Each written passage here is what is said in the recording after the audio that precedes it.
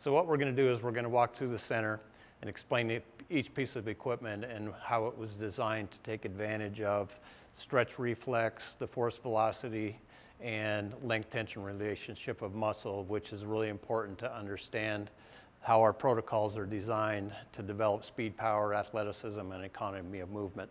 So the first thing we'll do is we'll walk over and we'll talk about the treadmill and how we use the treadmill and the sprint cords to develop speed. Okay, the super running treadmill is really the core piece of equipment that people think of when they think of the Athletic Republic Acceleration Training Program. It's designed to go 28 miles an hour, 40% grade uphill. It responds very quickly. It gets up to speed in less than 3 seconds, so you can really work on acceleration with it. The concept of incline running is very key to developing speed in sprint mechanics. The concept of going uphill forces you to put your foot underneath your center of mass. Pushing yourself uphill works on that extension strength and power, the propulsion phase of sprinting, which is very, very important key in sprint mechanics. So the difference between elite level sprinters, the difference between winning and losing is how fast is the short contact time and how much force they can put into the ground. So we can accentuate that with incline treadmill training. It's a form of contrast training, actually. The concept of contrast training is where you do a functional movement under load and then take that load off. And when you take that load off, the increased motor unit or muscle fiber recruitment that has taken place with the load then remains after you take the load off, and then you get a more powerful, faster contraction afterwards. So that's what we do on the treadmill. The treadmill is also an optimal teaching environment where when the athlete is up here, I can talk to them while they're doing the bout that they've been prescribed, and I can correct them during rather than afterwards so that we get an optimal learning environment where the athlete performs the bout as close to optimal as possible rather than doing it wrong and talking to them afterwards. We correct during. We also have a video camera system up here where we can give them immediate feedback, where they can stop and look at themselves and see a visual of themselves running. You can't see yourself when you run, so they can see what we're talking about when we make corrections. And we also have a mirror in front of the treadmill so they could see themselves during the course of it. So if I give them instructions, say for instance that your arms are too high, I can get their arms down and they can see that they got their arms down where I wanted to at the same time, okay? Okay, so this is an example of the teaching environment that the treadmill creates. On the left, we see a video of this athlete who came in for a running mechanics evaluation. And on the right, you can see that after 1 week of training, teaching using the treadmill as a tool and the video system, you can see the drastic difference in her mechanics in just about 7 days. What I'm going to show you now is how we use the video to do an analysis. So in this particular athlete, one of the things that she needed to work on was what we call stride angle. She's a distance runner, so one of the most important variables is this angle formed by the thighs at toe off right here. So in her pre-visit,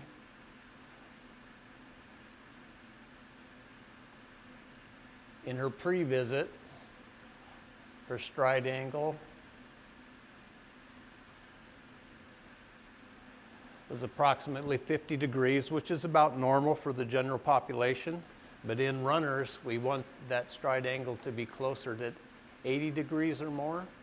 And so we can see here, after a week of training, now we've got her almost to where we want her in just a single week of training by using this feedback tool. Okay, Kyle's putting the sprint cords on now, and you can see that he's got a cuff around his thigh and around his calf. And this is the concept that got the patent on the sprint cords, where we load the segments sequentially. So you'll see as we demonstrate this, that there will be resistance as his thigh moves forward, and then as shin moves forward so that we're loading both segments of the lower extremity when he runs. So we put load without changing the mechanics. So if we only put load here, his thigh would swing forward with the resistance, and then there'd be no resistance on his shank, and so it would come through faster, and we would upset the sequencing, the motor sequencing of the running mechanics. So doing it this way, you load, and so you get a load on the whole movement, extra motor recruitment on both segments, and then when you take it off, the sequence hasn't been changed, but you get a more powerful contraction through the whole running motion that way. So that was what allowed the cores to be patented, was that sequential loading concept.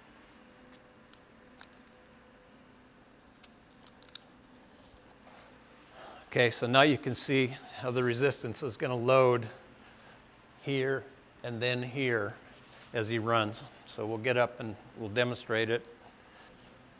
Okay, we'll just walk to start with to give you an idea of how they work. So as he gets on, then I'm going to give him load. You can see I'm loading his thigh and then his shank so that his movement is sequentially loaded the same. And as he gets off, okay, stop, and I'll release it. Okay, now we'll do just an easy run.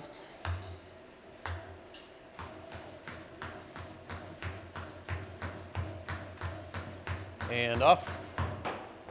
Okay, so that's how the sprint cords work. So we would do several bouts loaded, and then we would take the cords off, and then we would do bouts without the cord.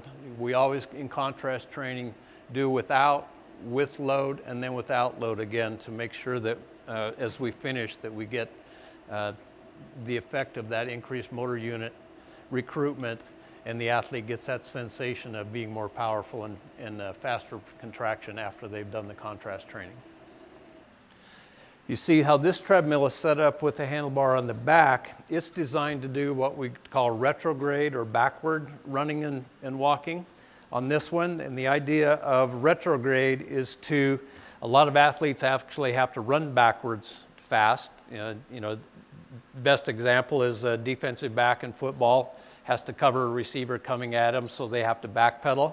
So we do a lot of backpedal protocols, and in particular in the return to sport protocols, backpedaling or retrograde treadmill, incline treadmill is a really good way to work on the co-contraction of the quads and hamstrings and strengthen the knee following a lower extremity injury, in particular an ACL injury. We can get a good leg extension, good quad contraction exercise, but with the weight bearing, the knee capsule is compressed, and therefore we don't get that what we call anterior translation, where the tibia, the shin, goes forward and puts strain on the ACL. So we can do intense training in a safe manner and return the athlete to sport much quicker. So I'll have Kyle jump up and show you what a back pedal motion looks like on the treadmill. Okay, you can see Kyle's got a harness on here. So we always have a harness on when we do retrograde.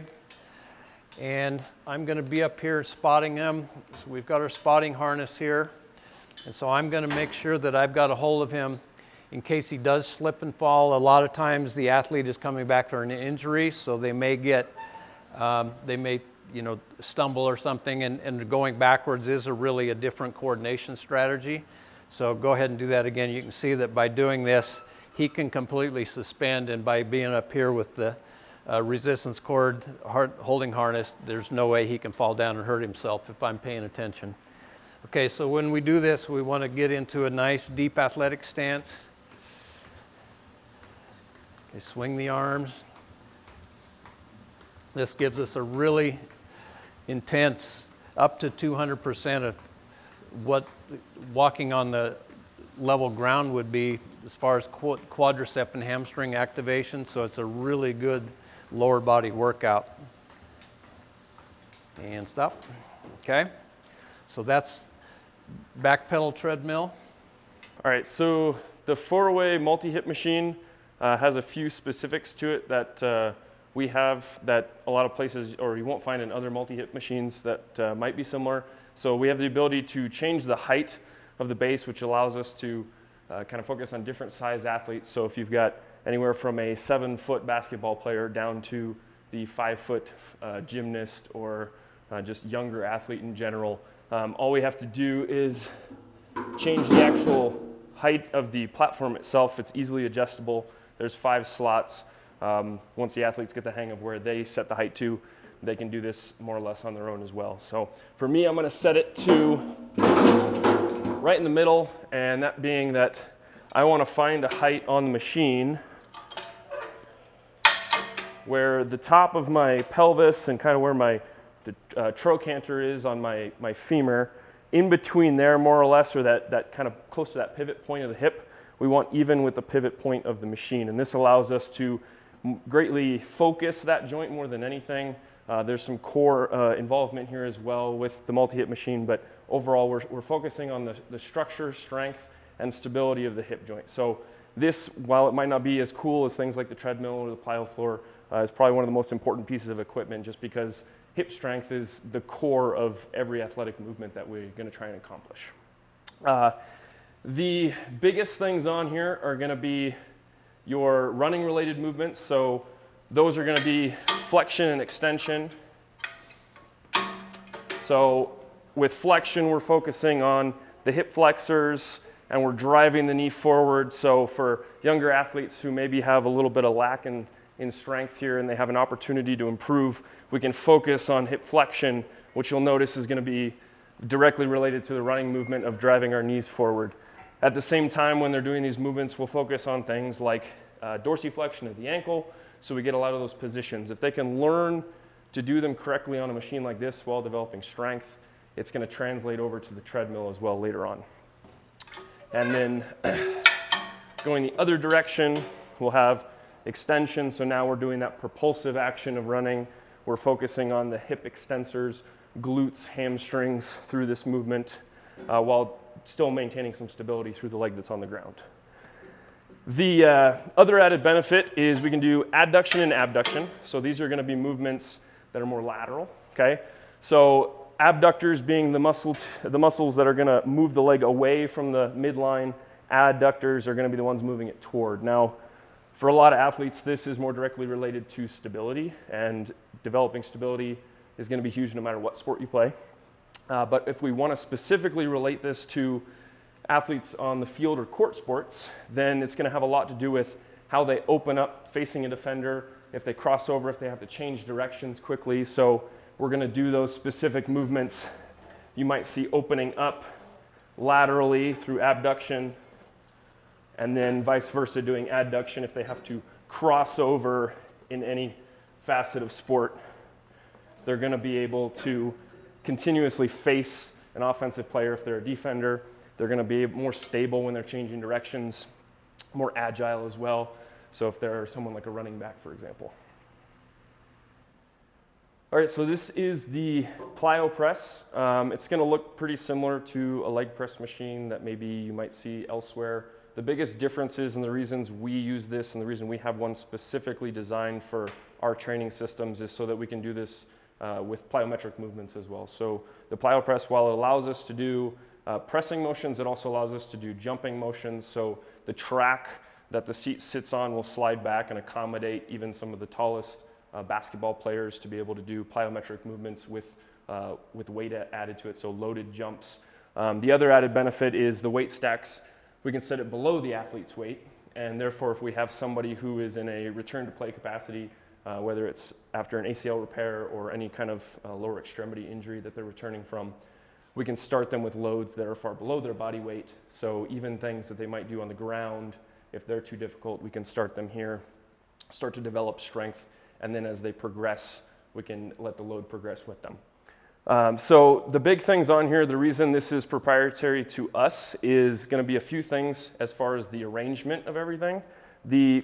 Where the feet stand on the platform is actually slightly angled. So if you think about the perspective someone might have if they were wearing a lifting shoe, lifting shoe is going to have a slightly elevated heel, puts less stress on the ankle, allows the knee to track forward more. So regardless of ankle flexibility, they're able to get into a squatting position and actually develop strength through the entire range of motion without their heels lifting off the ground.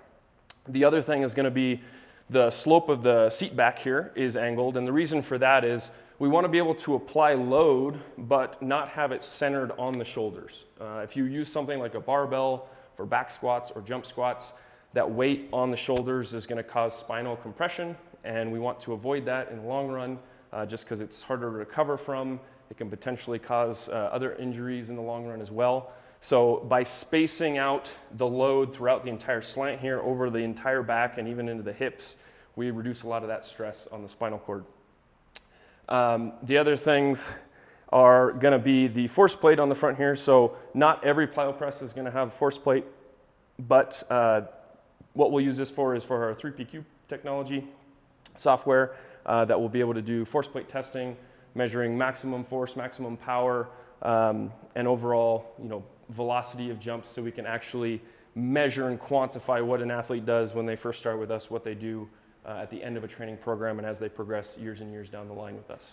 So we can do double leg jumps. This would be similar to doing a squat jump on the ground.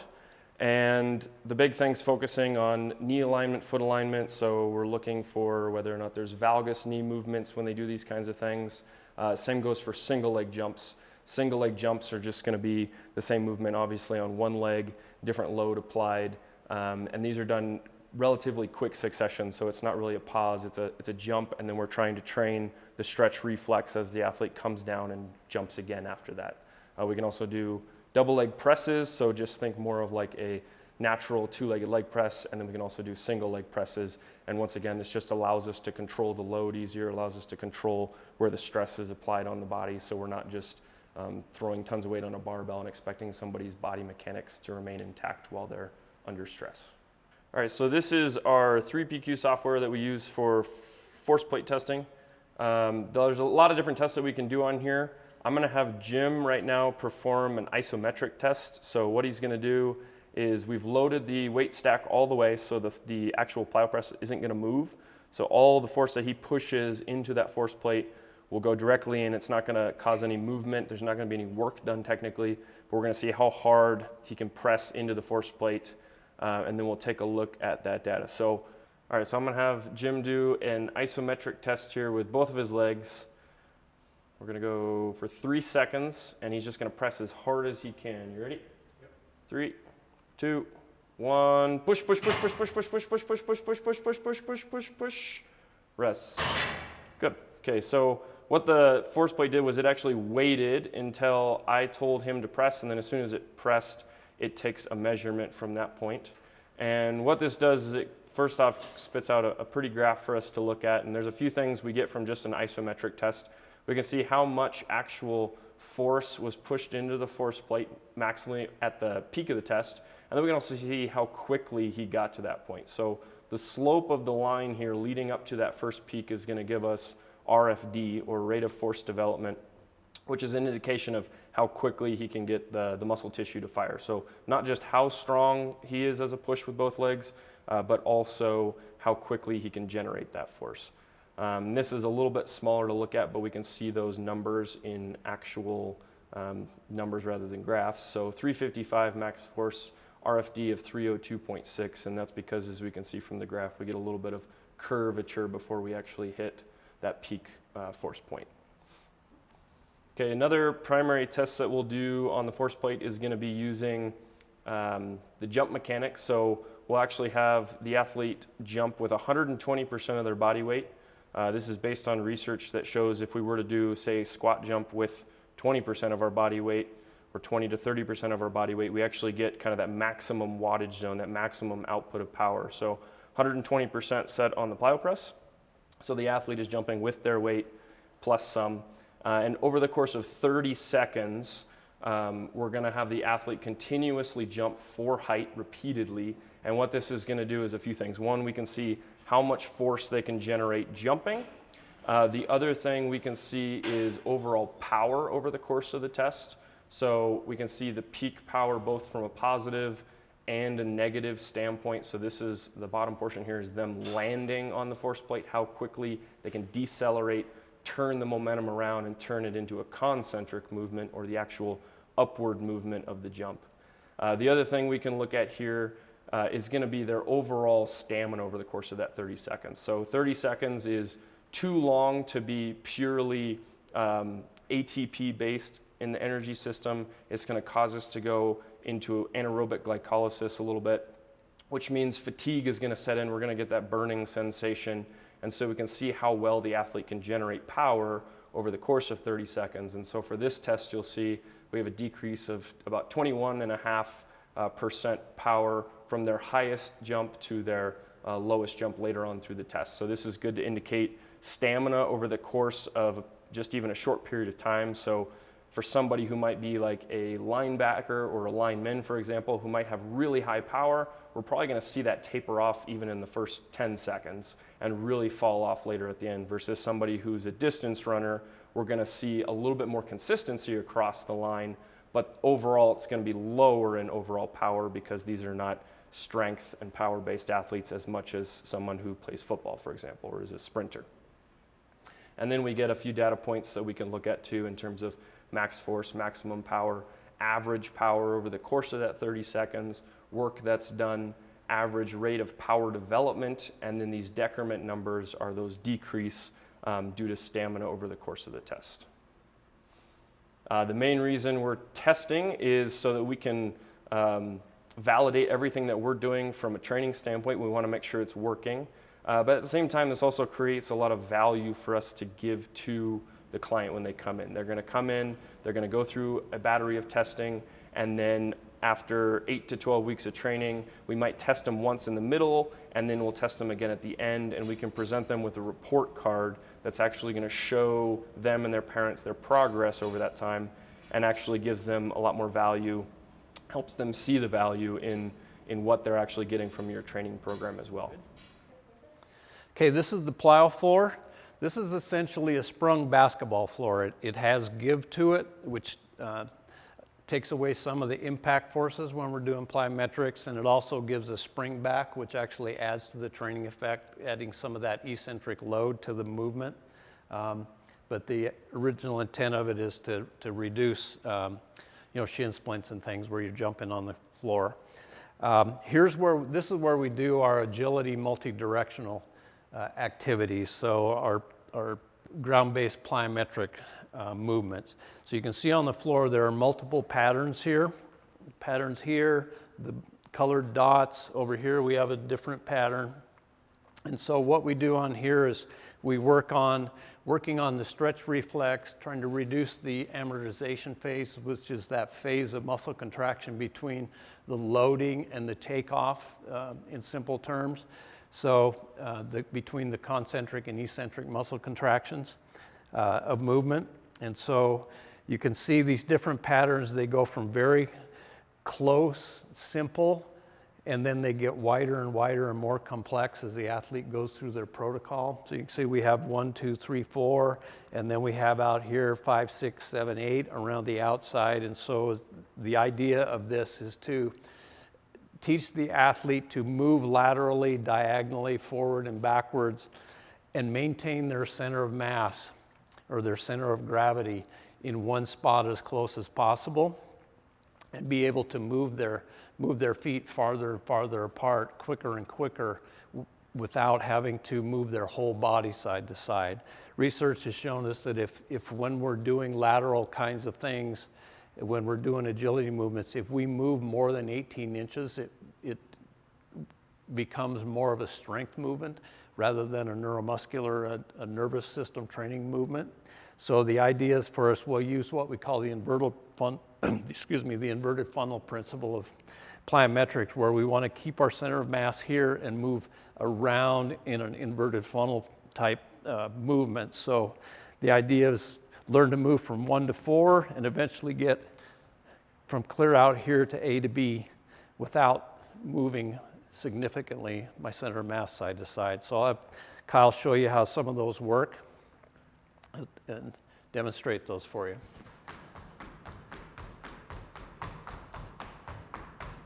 Okay. Yeah, let's go from the side. So he's trying to keep his hips right over that line, but move his feet back and forth into the different quadrants. Now we can go side to side, do the same thing.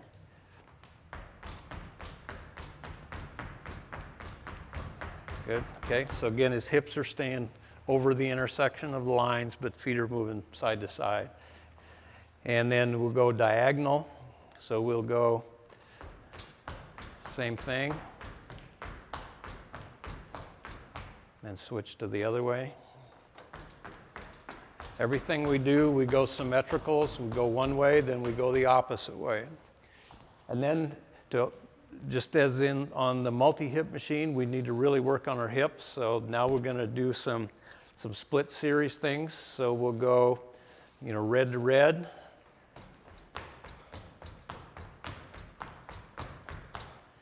And then as it gets better and better, then we'll go out blue to blue, open up the hips more and more, while still keeping our hips forward.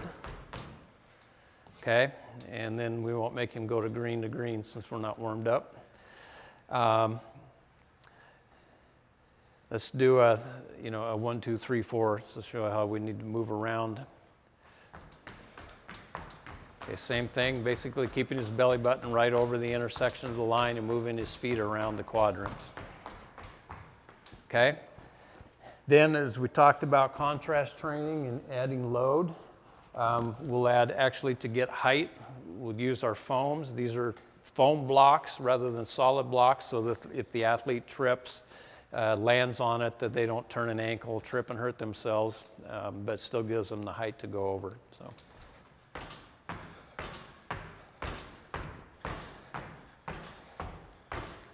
Okay, so you see how as he lands, exploding right off the ground again, working on that stretch reflex of the Achilles tendon and the calves to propel him back over so he doesn't really have to flex his knees all that much. He's just really working on bounding off the ground, heels off the ground. That longitudinal arch, the Achilles tendon and the calves are what's springing him over that without a lot of, conscious muscular involvement. Okay. So now, as with the sprint cords that we showed you earlier, we have resistance cords, so we're doing plyometrics. So it's the same concept. We're applying load in this functional movement so that he has to recruit more muscle fibers, more motor units to do the same amount of work.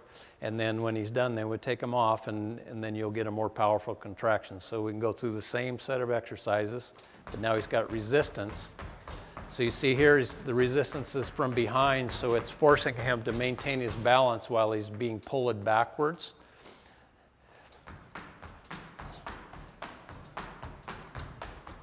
Okay, so one of the things in athletics is that you try to perturb the movement. In other words, you create an external force, and the athlete has to overcome that external force to maintain balance. Okay, so the same thing, and then if we pulled those to the front, then it would force him to resist that movement, that force that's being applied from the front. And so then he has to maintain his balance by resisting that and bringing his center of mass backwards. And resist the force that's trying to pull him forward.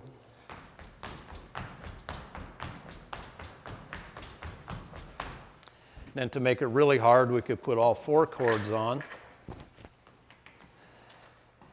and just put resistance on, just loading him down and just making the work harder.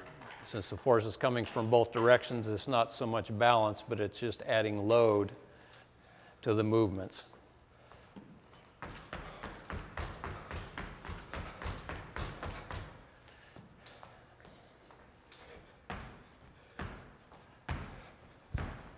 Okay, you may have seen a Vertimax. The Vertimax resistance vertical jumping machine is actually a spin-off of this, where, as if you see here, we've got in this particular floor, we've got 4 patterns where we could actually have 4 athletes doing this at the same time, whereas a Vertimax is a pretty expensive piece of equipment, so you'd only have one of those, so athletes would be going one at a time.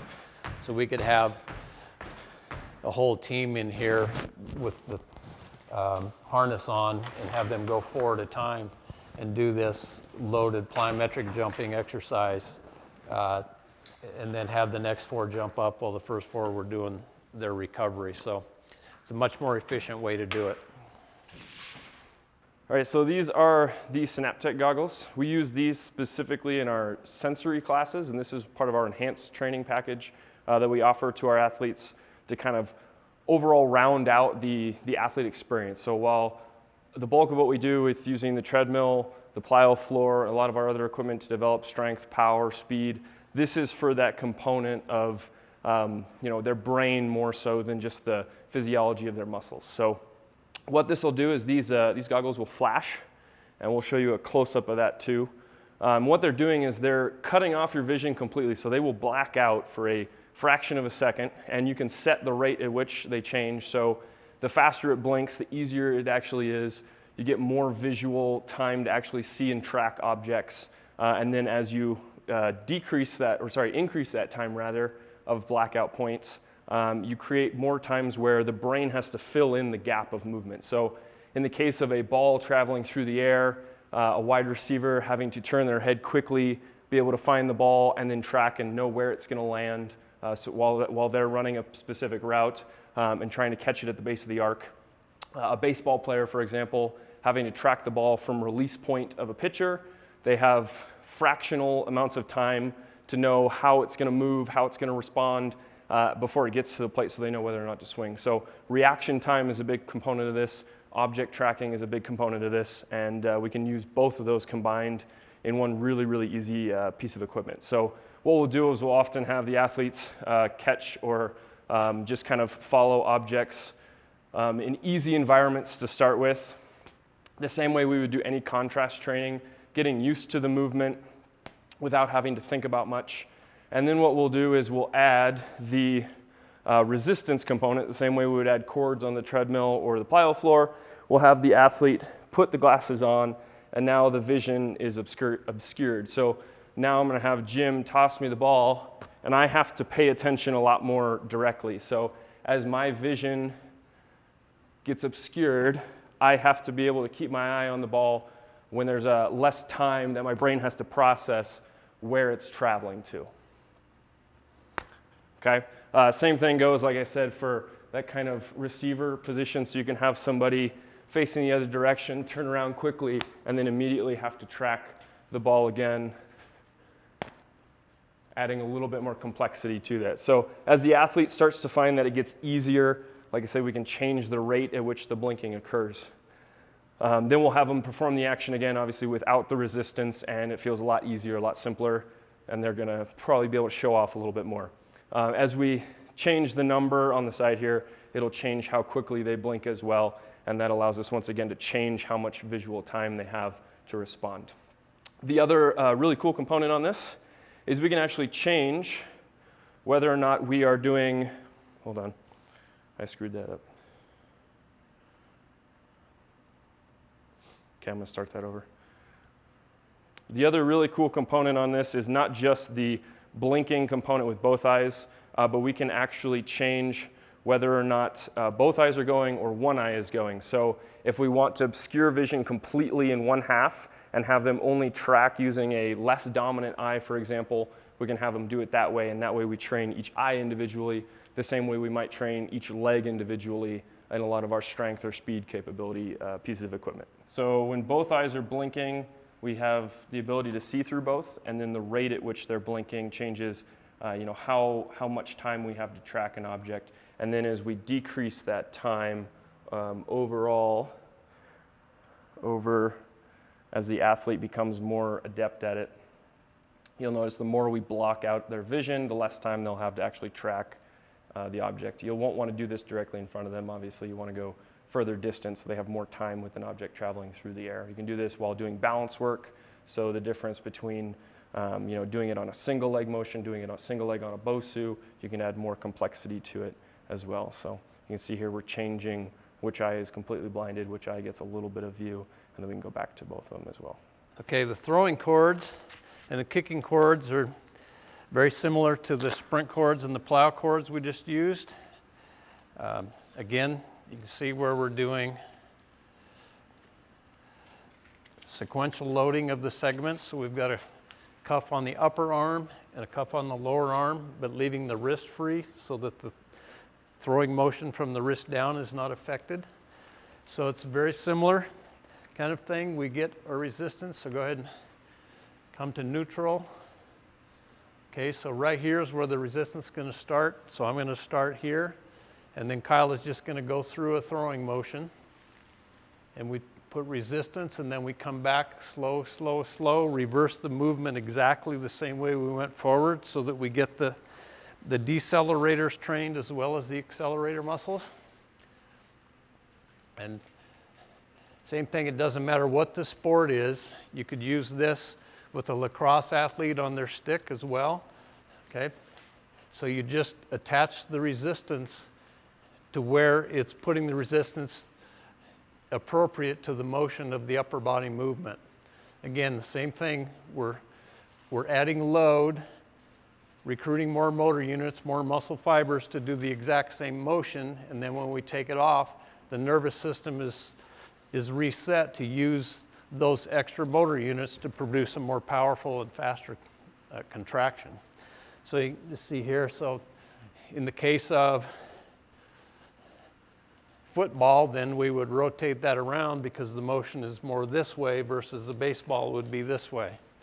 Okay, so now I'm going to put it on the top of his wrist rather than the back of his wrist. Okay.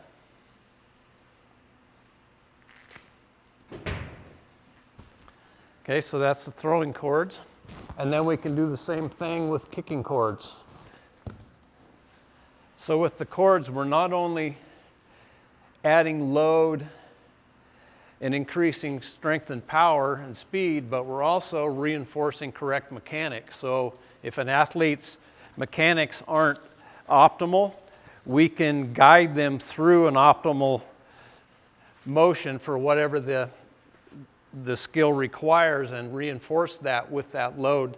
So for instance, when we're running, if we've got an athlete that continually is toeing out and it's not an anatomical situation, we can pull them slightly in a little bit and gradually work them around so that we're getting a linear movement the way we want it to happen. So with the kicking chords, can we move this way a little bit so it get me away from the mirror? There we go. Same thing, you see, we've got a cuff on his thigh and a cuff on his shank so that he's not going to be resisted through his thigh and then have the shank come through faster so when he kicks the ball. So, okay. Okay.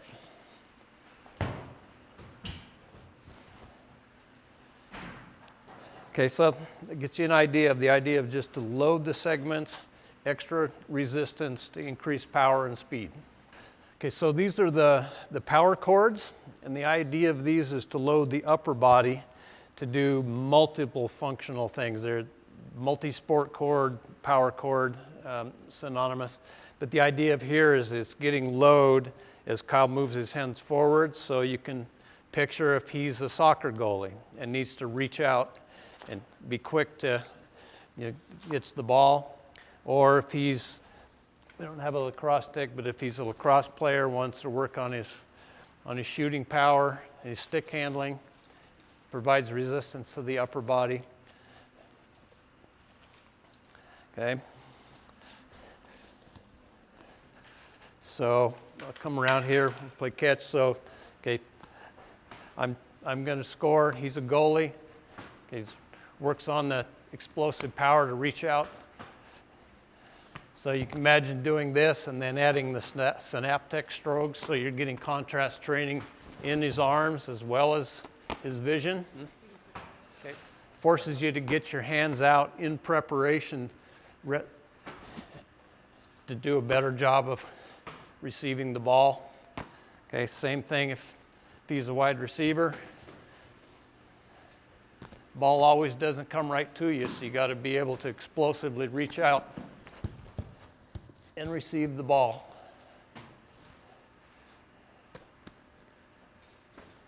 Okay? Same thing if you're a baseball player. Got to get down, field a grounder, get your hands in position. Okay, so same thing.